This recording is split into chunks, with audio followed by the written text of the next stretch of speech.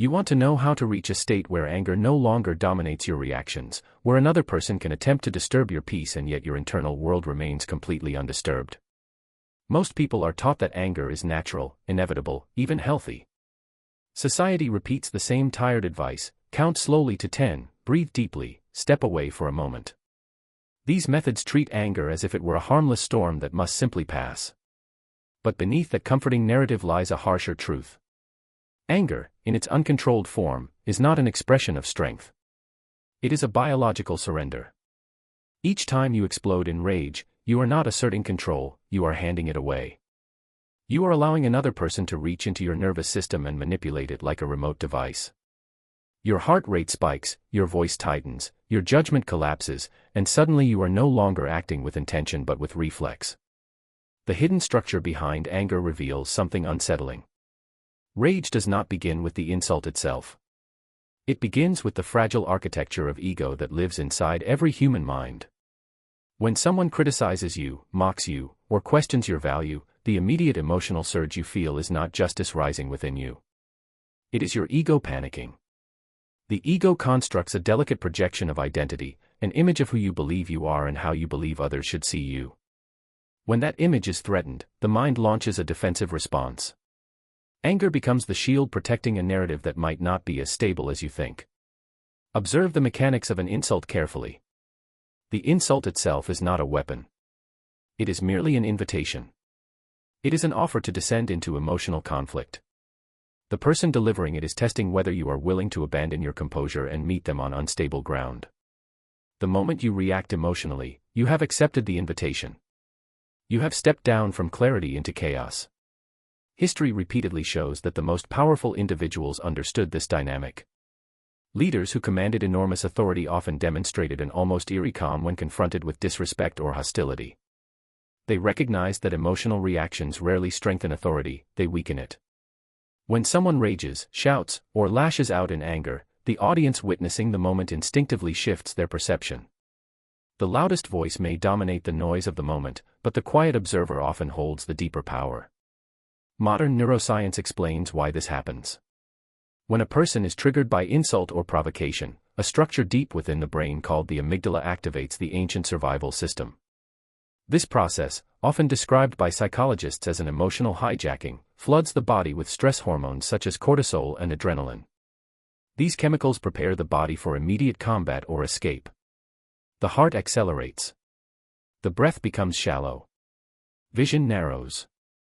Most importantly, the rational part of the brain, the prefrontal cortex responsible for strategy and decision-making, loses control of the situation. In simple terms, when anger takes over, intelligence temporarily shuts down. This neurological reality makes anger one of the easiest human responses to manipulate. Individuals who understand psychological triggers know that provoking anger is one of the fastest ways to destabilize another person. A single insult, a dismissive comment, or a calculated challenge can push someone into a reactive state where their decisions become predictable.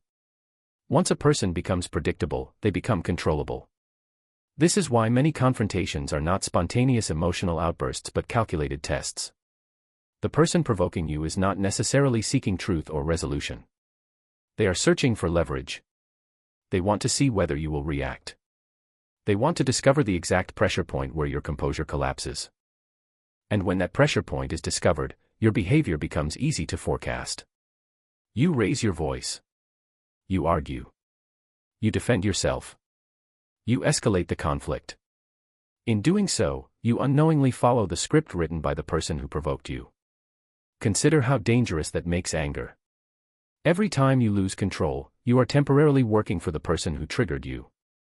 Your attention shifts away from your own goals, your own progress, your own priorities. Instead, you begin performing in their emotional theater. You abandon your direction and enter their arena. The first stage of mastering emotional control is therefore recognizing the trap before it closes. When provocation appears, you must pause long enough to observe the structure of the situation. Instead of reacting instantly, you begin to analyze it. What is actually happening? What does the other person gain from provoking you? What outcome are they hoping to produce? That pause, that brief moment of observation, is where power begins to return. Human beings often imagine that freedom is defined by external conditions, money, authority, or independence from others. But the deeper form of freedom is internal. It exists in the small but critical space between stimulus and response. Within that space lies the ability to decide how you will react rather than being forced into automatic reaction. When you stretch that space even slightly, anger begins to lose its grip. Instead of participating emotionally, you begin to observe. The person attacking you is no longer a threat to your identity but a subject of analysis. Their behavior becomes data rather than injury. Their hostility becomes a symptom rather than a personal attack. Imagine a physician observing a patient displaying clear signs of illness. The physician does not become offended by the symptoms. The physician does not argue with the fever or the cough. Instead, the physician studies the condition with detached curiosity. The symptoms reveal information about the underlying state of the patient. When someone lashes out in anger, contempt, or hostility, their behavior often reveals far more about their internal state than about you. Their frustration, insecurity, or instability is spilling outward. Their words are not precise evaluations of your character. They are uncontrolled expressions of their own unresolved conflicts. Recognizing this shift transforms the emotional landscape of the moment. What once appeared as a personal attack begins to resemble a psychological display. Instead of feeling wounded, you become curious. Instead of reacting, you observe. And observation is the beginning of control. Once you understand that anger is a trap triggered by fragile ego and predictable neurological responses, the next step is learning how to widen the space between stimulus and reaction. This space is where emotional sovereignty is built. Most people never discover it because they live in a constant cycle of reflex. An event occurs and a reaction immediately follows. There is no pause, no evaluation, no strategic awareness. Life becomes a chain of emotional impulses. But the individual who learns to expand that pause begins operating on a completely different level of awareness. When provocation appears, instead of responding instantly, you shift into a mode of clinical observation. The mind detaches from the emotional storm and begins analyzing the situation with calm precision. The person confronting you becomes less like an enemy and more like a case study in human behavior. Consider the countless situations in which conflict arises. A colleague undermines your work, a stranger speaks with contempt, a partner expresses criticism, or an online comment attempts to provoke outrage. In each of these moments, the instinctive response is emotional engagement. But engagement is precisely what fuels the conflict. When you refuse to engage emotionally, something unusual happens. The energy of the confrontation loses its direction. The aggressor expects resistance. They expect anger, defensiveness, or retaliation. Those reactions validate their role in the interaction. Without them, the entire dynamic collapses. This is why emotional composure often appears unsettling to those attempting to provoke conflict. They prepared for a battle but instead encounter silence, observation, and calm. From a psychological perspective, anger thrives on the illusion of control. When you become angry, it is often because you believe you should be able to control the behavior of others. You believe people should speak differently, act differently, respect you differently. When reality fails to match those expectations, frustration emerges. But the moment you examine that belief closely, its weakness becomes obvious. Human beings cannot control the thoughts, emotions, or behavior of others. The world contains billions of independent minds operating according to their own perceptions and motives. Expecting perfect alignment between them is unrealistic. The wise individual therefore redirects attention toward the one domain where control truly exists, their own response. If another person behaves irrationally, that is their domain. If another person chooses hostility or disrespect, that too belongs to them. Your responsibility begins only at the moment when their behavior intersects with your response. This shift in perspective transforms anger into something almost unnecessary. Why become outraged by what you cannot control? Why sacrifice internal stability in a futile attempt to regulate the actions of others? Historical philosophy repeatedly emphasizes this principle. Stoic thinkers argued that emotional suffering often arises not from events themselves but from the judgments we attach to them. When someone insults you, the insult has no inherent power. It becomes painful only when your mind interprets it as meaningful. Remove that interpretation and the insult becomes little more than sound waves passing through the air. Of course, this intellectual understanding alone is not enough. the body must also be brought under control. When anger begins rising, the nervous system launches its ancient combat response. Even if the mind understands the situation rationally, the body still prepares for battle. This is why mastering anger requires physiological control as well as philosophical insight. When provocation occurs and you feel the physical surge of adrenaline, the tightening chest, the racing pulse, the urge to speak sharply, you intervene deliberately. Instead of allowing the stress response to accelerate, you slow the system down through controlled breathing and deliberate posture. A powerful method for interrupting the stress response involves a specific breathing pattern sometimes described as a physiological reset. 2 quick inhalations through the nose expand the lungs fully, followed by a slow and extended exhale through the mouth. This pattern rapidly reduces carbon dioxide levels and signals the nervous system to relax. The change may appear subtle from the outside, but internally it disrupts the cascade of stress hormones driving the anger response. As your breathing slows, your posture naturally changes as well. The shoulders relax. Movements become deliberate rather than reactive. Your voice, if you choose to speak, becomes calm rather than sharp. This shift in physical behavior communicates something powerful without words. In the natural world, frantic movement signals vulnerability. Calm stillness signals dominance. The animal that panics reveals weakness. The one that remains composed appears dangerous. Human psychology responds to the same signals. When someone becomes louder and more aggressive while you remain calm and controlled, the contrast creates a powerful psychological imbalance. Their agitation grows while your composure remains stable. Eventually the emotional momentum they generated begins collapsing under its own weight. From your perspective, the moment becomes almost observational. You watch the emotional escalation without joining it. The other person becomes increasingly frustrated because the expected reaction never arrives. Their energy has nowhere to go. This does not require arrogance or cruelty. It simply requires discipline. Your goal is not to humiliate the other person but to preserve your own equilibrium. As you practice this repeatedly, something interesting begins to happen. Anger becomes less frequent not because you suppress it, but because the conditions that normally generate it no longer affect you the same way. The triggers lose their influence. And once the triggers lose their influence, a deeper insight begins to emerge. Human interaction operates much like an economy. Attention functions as currency. Emotional reactions function as transactions. When someone provokes you, they are essentially requesting payment in the form of your focus, your anger, and your energy. Most people pay immediately. They hand over their emotional resources without hesitation. But once you understand this economic structure, you begin guarding those resources carefully. Your attention becomes valuable capital. Your emotional balance becomes a strategic asset. Instead of distributing it freely, you invest it deliberately. Suddenly, provocation begins to look like a terrible business offer. The exchange being proposed is absurd. Sacrifice your peace of mind, your concentration, and your stability in order to participate in a pointless argument that will produce no meaningful outcome. Once you see the exchange clearly, refusing it becomes effortless. The final transformation occurs when you begin examining the deeper psychological forces behind provocation itself. Most people assume that insults are deliberate attempts to evaluate or diminish another person. But often they function more like emotional projections.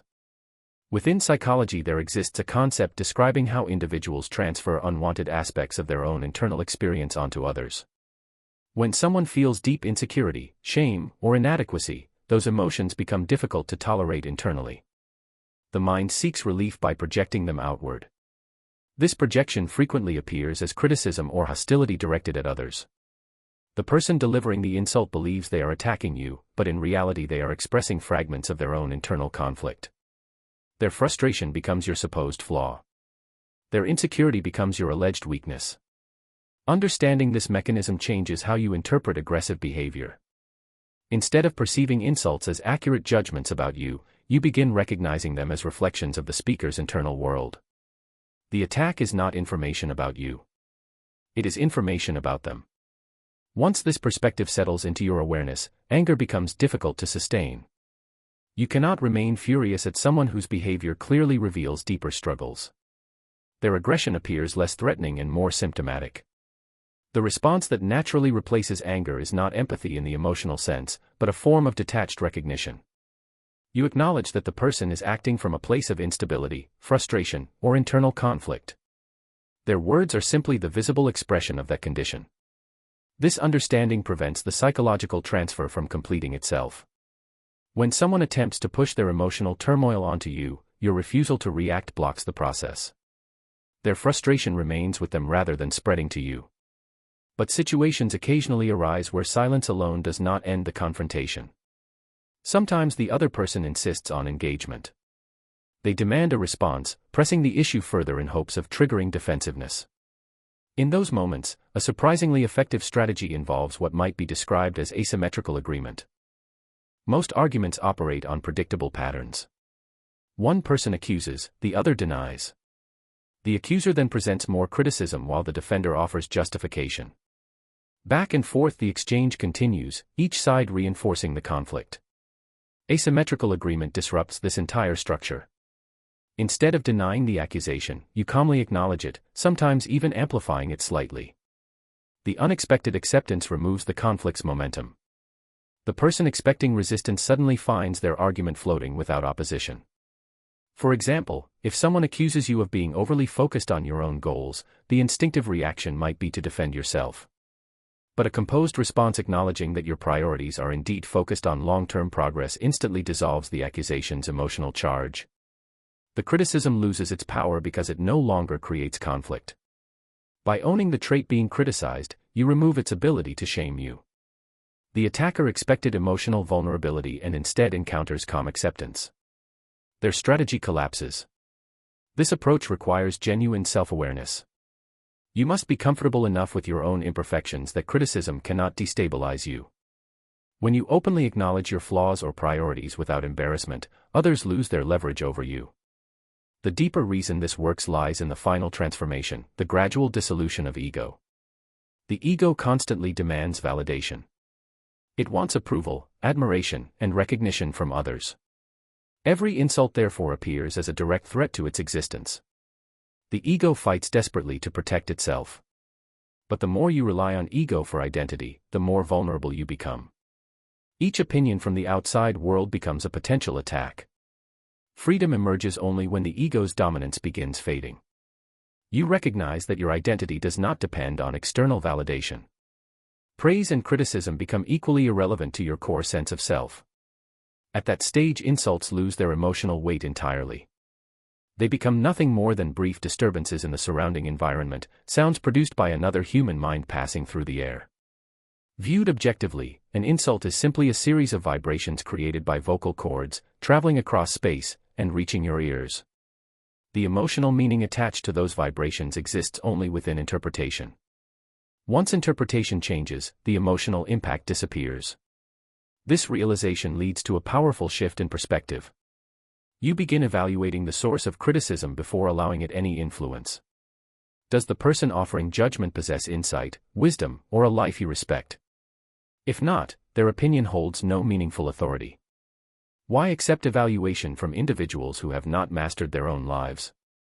Many people unknowingly seek validation from the very individuals whose judgment they claim not to respect. This contradiction fuels endless emotional turmoil. But once the craving for approval disappears, the contradiction dissolves. You allow others to misunderstand you if they choose. Their perception belongs to them, not to you. With time and consistent practice, this mindset solidifies into something stronger than momentary composure. It becomes a permanent psychological structure. Your internal stability no longer depends on external behavior. The next time someone attempts to provoke you, the familiar signals appear. The body senses the initial spark of anger. The ancient instinct to retaliate rises briefly.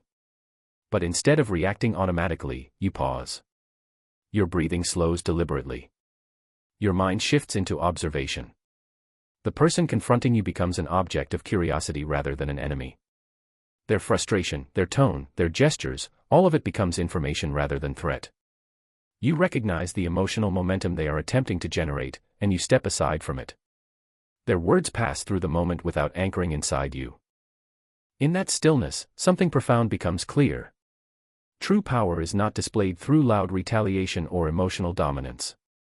True power is the ability to remain unmoved while another person attempts to move you. It is the ability to observe hostility without absorbing it, to witness provocation without participating in it. When you reach that level of composure, anger loses its authority over your life. The emotional chains that once bound your reactions fall away. And in their absence, you discover something rare, complete control over the only territory that truly belongs to you, your own mind.